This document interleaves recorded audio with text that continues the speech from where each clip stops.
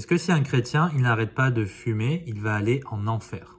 Vous allez peut-être rigoler à cette question, mais il y a un frère en Christ qui m'a dit que dans sa famille pentecôtiste, eh bien, on lui dit ça à longueur de journée. Si tu n'arrêtes pas de fumer, tu vas aller en enfer. Avant que je vous explique que non, un chrétien ne peut pas perdre le salut dans ce cas-là, et même dans tous les cas, quoi qu'il arrive, il faut comprendre que fumer est un péché, évidemment. Si vous fumez, vous portez atteinte à votre santé. Dieu, il vous a pas créé pour que vous détruisiez votre santé petit à petit. Alors c'est facile à dire parce qu'il y a des gens qui sont dans cette addiction-là, donc je ne juge pas, mais je dis quand même que c'est un péché et tout le monde le sait. Ensuite, c'est doublement un péché parce que ça coûte cher les paquets de cigarettes et on balance de l'argent par les fenêtres, ou plutôt, elle part en fumée.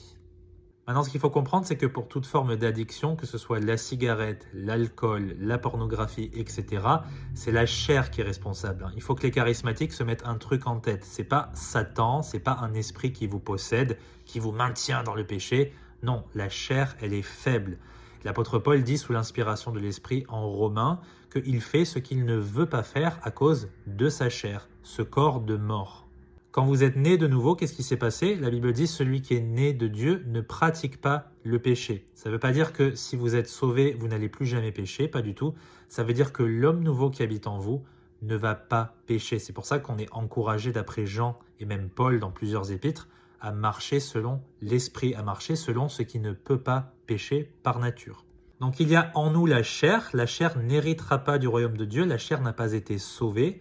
Et de l'autre côté, on a notre esprit qui est ressuscité d'entre les morts. La Bible dit qu'on est ressuscité avec Christ. Donc nous avons déjà reçu la vie éternelle, nous allons certainement aller au paradis.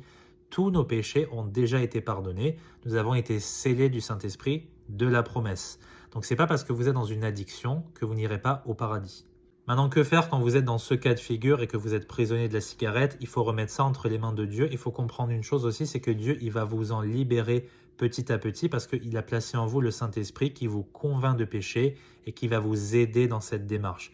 Donc lisez la parole, priez, allez à l'église, écoutez des cantiques, remplissez-vous de l'Esprit et si vous êtes rempli de l'Esprit, vous n'aurez plus de place pour ces choses dans votre vie. J'espère que c'est clair, que Dieu vous bénisse.